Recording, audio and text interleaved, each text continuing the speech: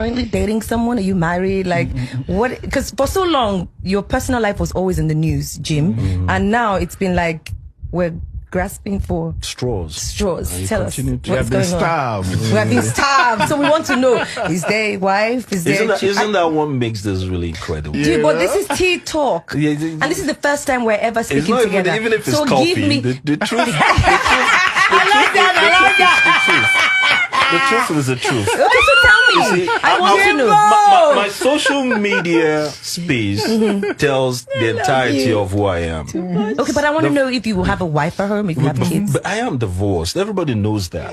I got into a marriage with an amazing person. Okay. I mean, she was Caucasian. She is Caucasian, and then it was love. It was totally love. You know, we came to understand each other. You know, Russians are a different way. They're really ethnic. They're really traditional. So there was certain vibe African descent could connect with. But again, there are certain things I'm telling you that as a biracial relationship comes with so many, parts, so many, tendencies that if you cannot take inventory of everything as it unravels, marriage is the singular entity that will bring out the best or the worst in you. The emotions you're capable of in a marriage, spending time with someone that you didn't think you're capable of. Yes. Okay? It will bring out the worst in you and the best in you. It is the people that surmounted that managed those two ends that survived. The ones that couldn't. I was dealing with two perils that I could not contain. I just lost my mom. You know my relationship with her more than any other person.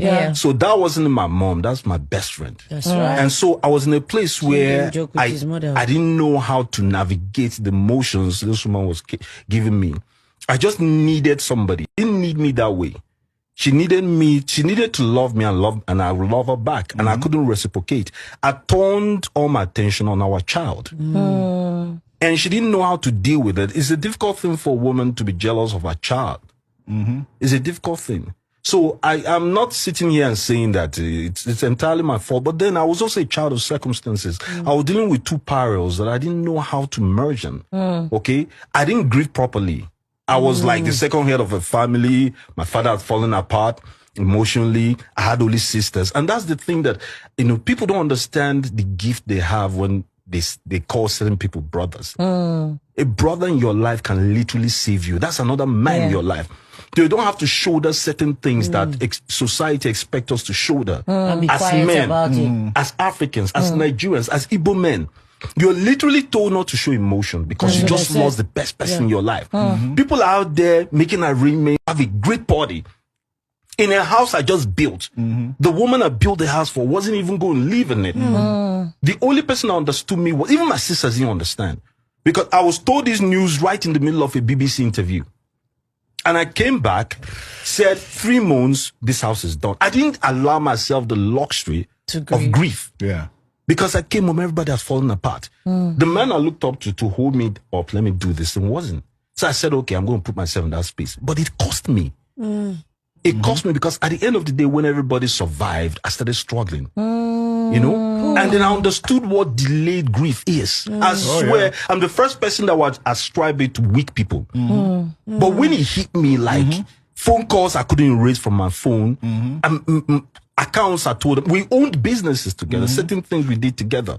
I wouldn't even allow them sell or share, jewelries that I bought. I was fighting for all the wrong things. I couldn't shut down. That's when, and we're not raised to go to therapists. My wife is trying to get me to a therapist. I'm like, are you crazy? I've never been with one. It's a sign of weakness for a man from my extra to go and see with a therapist and tell him my tea or her my tea. So I dealt with it. And while I was dealing with it, the best way I knew where, because you're unprepared for this, she was trying to get a reciprocal for the love she was given in the union. So it didn't work. Yeah. Okay, and that is as simple as that. So would you do it again? Get married Absolutely. again? I love being married. He would tell you. We're miles away. I love answering to somebody and somebody answering to me. I love being in a partnership of certain coincidence where you're enforcing your vision and mission together. I enjoyed being married, but I've grown wiser for it. I've come to understand again that there's certain parts, a spiritual part of it as well, that you must take into cognizance when you make your next move. I'm in a different place in my life. And without sounding any way egotistical. I'm far more successful now. I'm far more understanding of who I am. I've grown older. I had like 30 friends there that could come to my aid. I have 4 now. It's enough. Yeah, it's enough. 4 is even too That's much. all I need. You know, the 4 trust me, 2 associates, 2 are close. So I understand. So anybody that's coming to my space right now, people keep debating, is it on your terms? Yes, it is. Yes. It really is. Yes. Because I'm bringing 3/4 of that table. My nigga. Jim dropping gems. So when you come with yours, well, come correct.